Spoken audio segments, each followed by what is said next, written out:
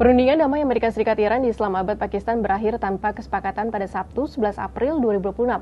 Sehari berselang, Presiden Amerika Serikat Donald Trump langsung memerintahkan Angkatan Laut AS untuk memblokade Selat Hormuz dan mencegat kapal-kapal yang membayar tol kepada Iran. Di sisi lain, Al Jazeera pada Senin 6 April melaporkan penasihat senior pemimpin tertinggi Iran, Ali Akbar Velayati, mengancam akan menutup Selat Bab el-Mandeb yang juga menjadi jalur energi global dan perdagangan internasional. Hal ini dilakukan melalui tangan proksinya, Houthi. Dari sini bagaimana respons pemerintah Iran terkait perundingan yang gagal? Lalu seberapa penting Selat Bab el-Mandeb yang digadang-gadang menjadi kartu Iran terhadap Amerika Serikat? Bagaimana cara Iran memblokadenya? Kita bahas. آرزوهای خودش رو به زبون میاره، رویاهای خودش و خواسته‌هایی که هیچ وقت محقق نشده و نخواهد شد به فضل الهی. این رفتارهایی هم که از یکی چند ساعت بعد از مذاکرات شروع کرده. من در دریای عمان، اقیانوس هند، در دوردست‌ها این میکنم اون میکنم. خب طبیعیه که یک رئیس جمهور شکست خورده دیگه اگر این جملات و این کلمات و این ادبیات رو به کار نبره، من فکر میکنم دیگه فضاحتش برای مردم آمریکا هم غیر قابل قبول میشه. آنچه که گذشت در طول این 24 ساعت گذشته از مذاکرات نشون داد که اساساً آمریکایی‌ها برای مذاکره نیامده بودن. آمریکایی‌ها به دنبال باز تحمیل اراده بودن بر ملت بزرگ ایران، منتها از مسیر مذاکره و با ادبیات دیپلماسی. Selat Bab el-Mandeb dalam bahasa Arab berarti gerbang air mata. Selat ini hanya selebar 32 km memisahkan Yaman di timur serta Eritrea dan Djibouti di barat. Secara garis besar selat ini juga memisahkan Asia dan Afrika.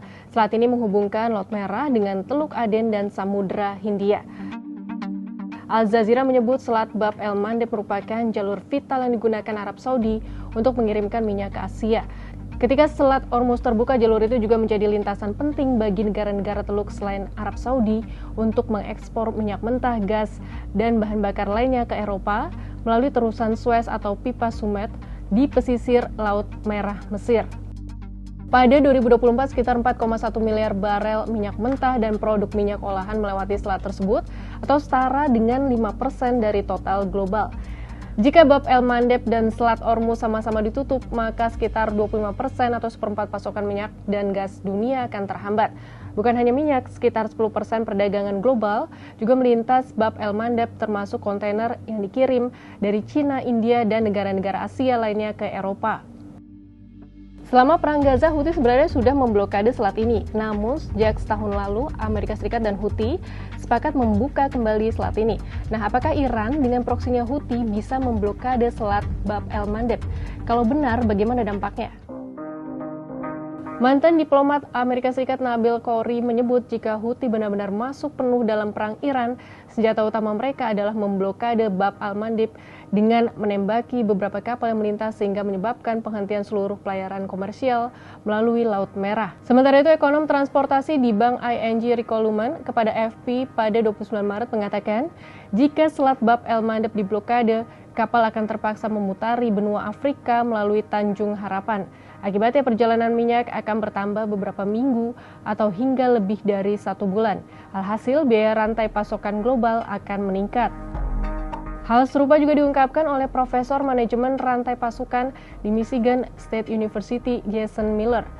Ia memperkirakan pergerakan kapal pengangkut minyak mentah bisa makin terhambat sekitar 5 juta barel per hari.